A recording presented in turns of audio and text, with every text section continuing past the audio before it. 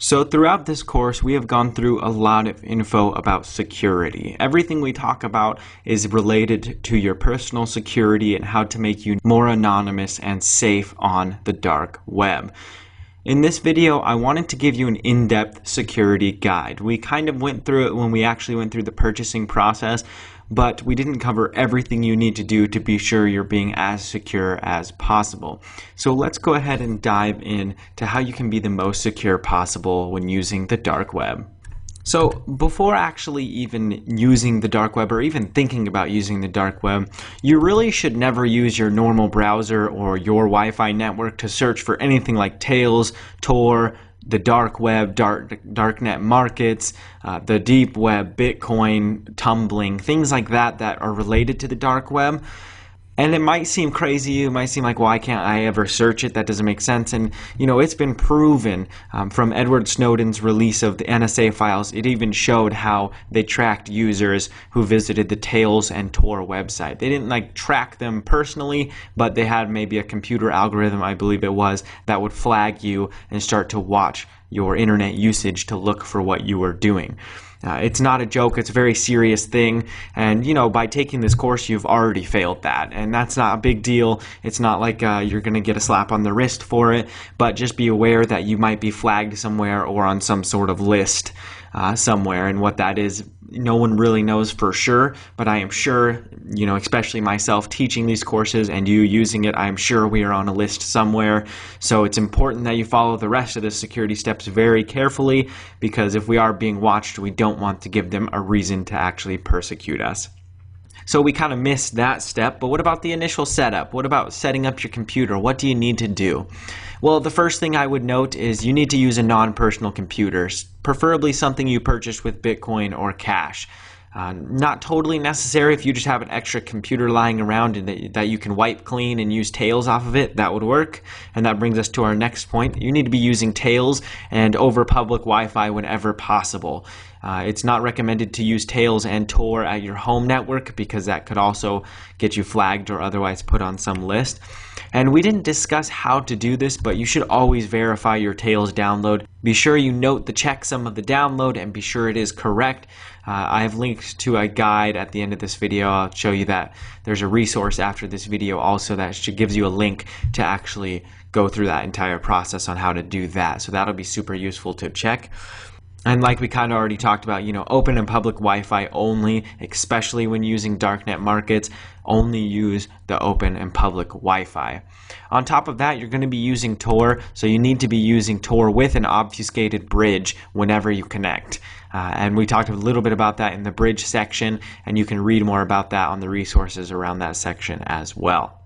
You'll need Bitcoin to actually purchase products, so of course you need to purchase your Bitcoin anonymously, and you need to be sure you're tumbling your Bitcoin correctly. That whole process we talked about, going through actually getting 3 different wallets and using the tumbler and everything like that. So be sure you're doing all of those things. And obviously before you purchase anything, verify your vendor that you're purchasing from. And whenever you're messaging or emailing or even instant messaging or chatting, make sure you're only using PGP encryption. Never send anything unencrypted or anything like that. It could lead to some serious security issues. So that's the initial setup, but what about actually purchasing? Well, purchasing is just some things that make sense. Obviously, you should never use a fake address or name. Sending something to a fake address just puts you at a lot of risk, and if you use a fake name but send it to your address, that also will put up a lot of flags.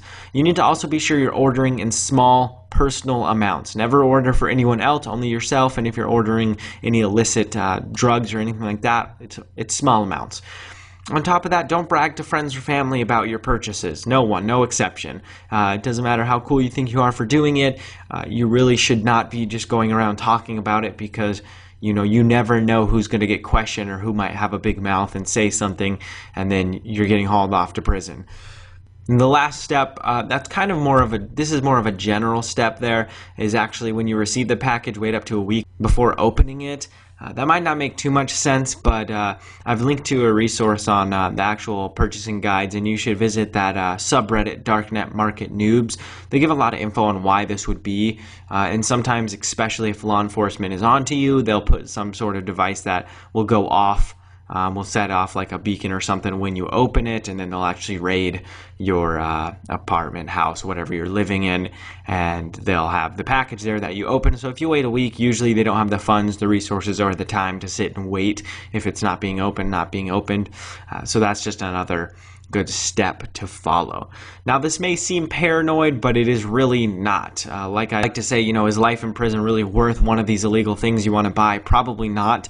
And in most countries, it doesn't take a lot to get some serious sentences. And especially with this stuff, we've seen just the guy who created Silk Road, the founder of Silk Road, Dread Pirate Roberts was his name, Ross Ulbricht.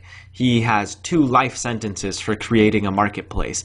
And there's some other stuff in there, supposedly hired to murder somebody and all that. But, especially governments, they do not mess around with this stuff because they do not like that you can have this much security and be able to not be known. They don't like that, and they will persecute you to the full extent they can.